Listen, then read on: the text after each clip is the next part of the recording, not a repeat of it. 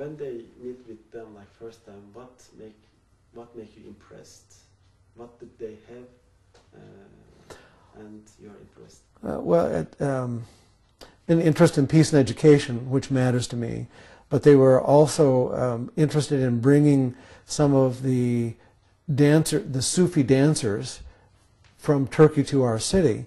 And being a bit of a student of Mevlana Rumi, I was curious to see their initiative and how well they would do it. It worked. People came, the whirling dervishes came, it came together, and in the process it allowed these young men to educate members of my church about their culture, about Rumi, about Fethullah Gulen, all of which I found very exciting and was enriching to me and to my congregation. Surprised from them? You told us some experience that when they came to your church and when they told that whirling dervish, we are going to bring whirling dervishes, you said you didn't believe it. Can you share with us? Well, it was a lot. They were going to bring the whirling dervishes to a large hall in our city, and they seemed awfully young for such an ambitious project, and I remained skeptically interested in their success, hoping that it would come off, and it came off very well. Members of my congregation attended and had a great time, and it was a wonderful cultural exchange, and remarkable to see how much organization was required and the determination and dedication of the young men to make it happen. Have you had any information about education activities encouraged by Fethullah Gulen? And you said you had some chance to go these schools. What do you think about these schools? The schools were wonderful.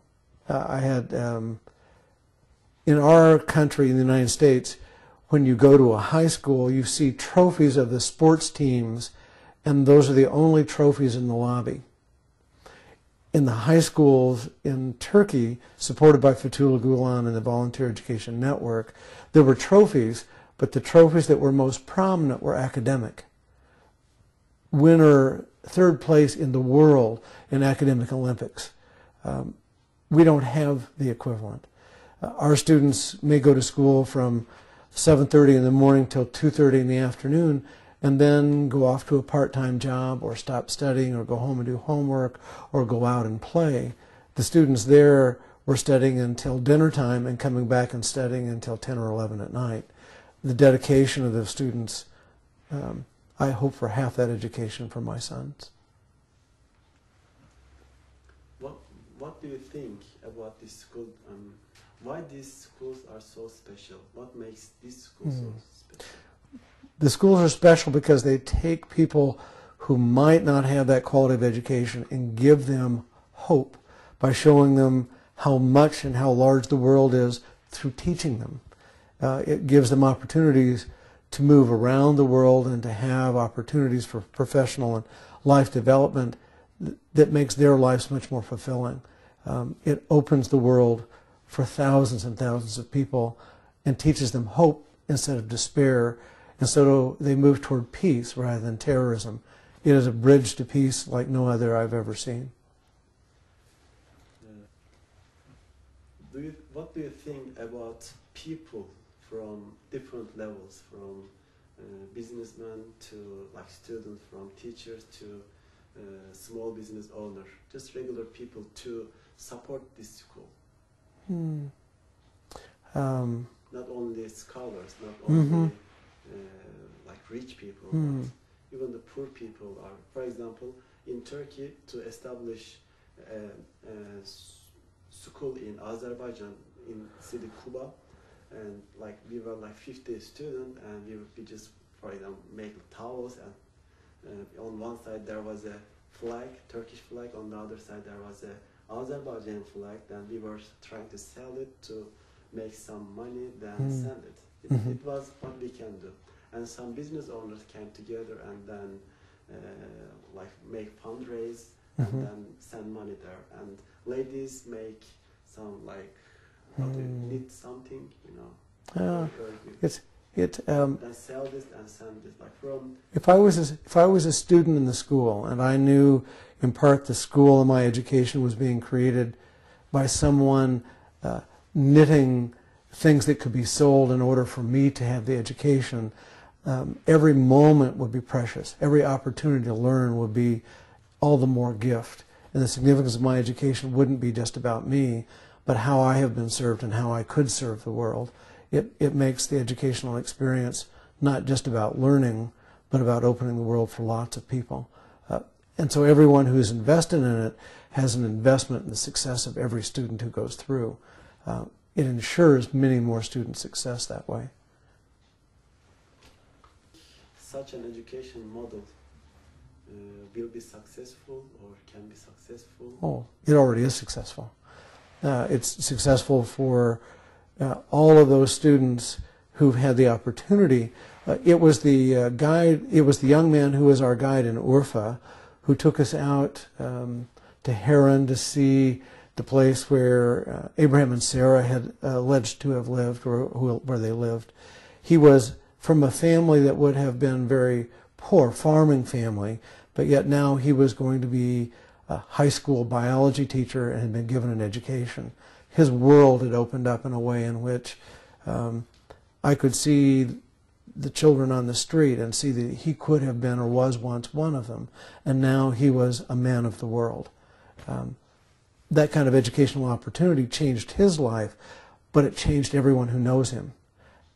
Those sorts of educational opportunities really do create hope, which is a wonderful way of moving us from cynicism and despair toward the possibilities of peace.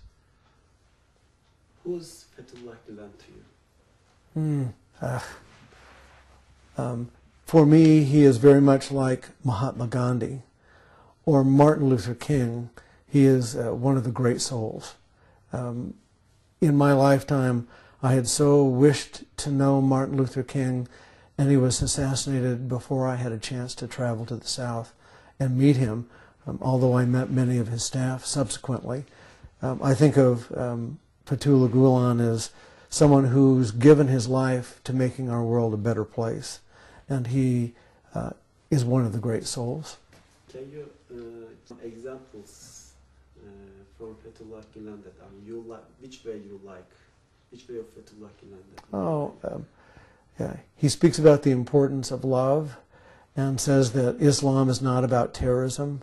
That he explains Islam in a way in which it is more accessible to someone from the West and absolutely understandable. So he is a wonderful spokesperson for his culture and his faith.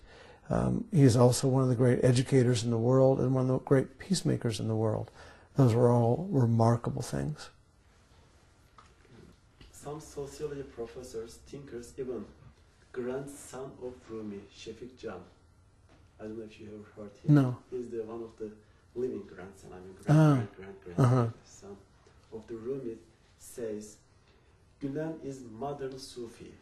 He's looking at his life, and he cannot say that he is like regular Rumi, but he's looking his like spirituality, and it is like Sufism. But yes. Also the work he is doing, like the education work and everything, he says he's the modern Rumi or modern Sufi. Yes. What do you think about this?